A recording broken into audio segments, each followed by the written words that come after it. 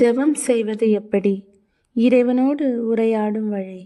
ஜெபம் என்பது மனப்பாடமாக சொல்லும் வார்த்தைகள் மட்டுமல்ல, அது நம்முடைய அன்பான பரலோக பிதாவோடு பேசும் நேரம்.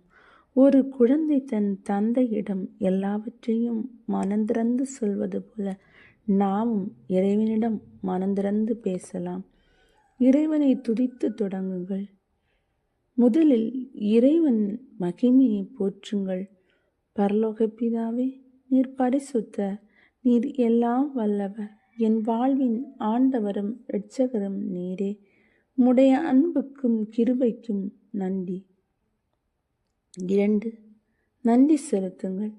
இறைவன் கொடுத்த ஆசீர்வாதங்களை நினைத்து நன்றி கூறுங்கள். இன்று வரை என்னை காத்ததற்கு உணவு, உடை, குடும்பம், ஆரோக்கியம், உயிர் ஆகிய அனைத்திற்கும் நன்றி ஆண்டவரே. 3.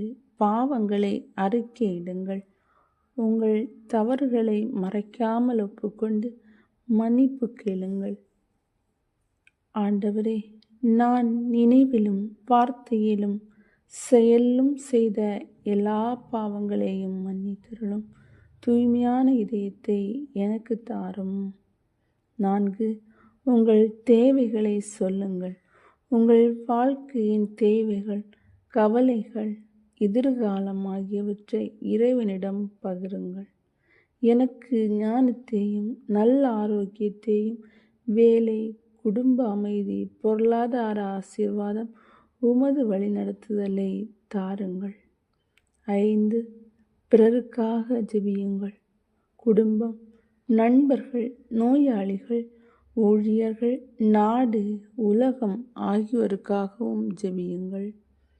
என் குடும்பத்தையும் நண்பர்களையும், நோயால் துன்பப்படுகிறவர்களையும், உம்மை அறியாத மக்களையும் ஆசீர்வதியும். 6. இறைவனின் சித்தத்திற்கு உங்களை ஒப்புக்கொடுங்கள்.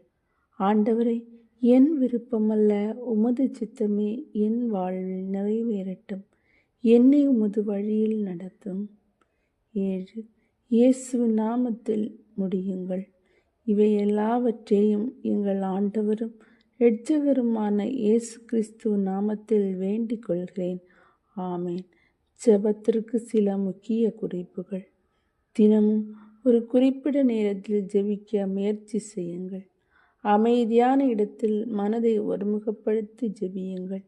பைபிளை வாசித்த பின் ஜெபித்தால் இறைவனுடைய வார்த்தை உங்கள் ஜெபத்தை வழிநடத்தும். நீண்ட ஜெபம் அவசியமில்லை. உண்மையான இதயமே முக்கியம். மகிழ்ச்சியிலும் துன்பத்திலும் இறைவனிடம் பேசுங்கள்.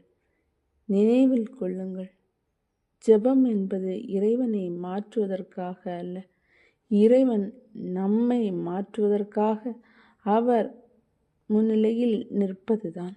அன்போடும் தாழ்மையோடும் விசுவாசத்தோடும் செய்யப்படும் ஒவ்வொரு ஜெபத்தையும் அவர் கேட்கிறார். கேட்காமல் இருக்க மாட்டார், கேட்டுக்கொண்டே இருப்பார். நமக்கு விடையும் கொடுப்பார், நம்மை ஆசீர்வதிப்பார், வழி நடத்துவார் என்ற நம்பிக்கையோடு நாம் ஒவ்வொரு நாளும் ஜெபிக்கும்போது நம் இறைவன் நம்மோடு இருப்பார். நாமும் நம்பிக்கையோடு இருப்போம். இறைவன் நம்மை ஆசீர்வதிப்பார். ஆமேன்.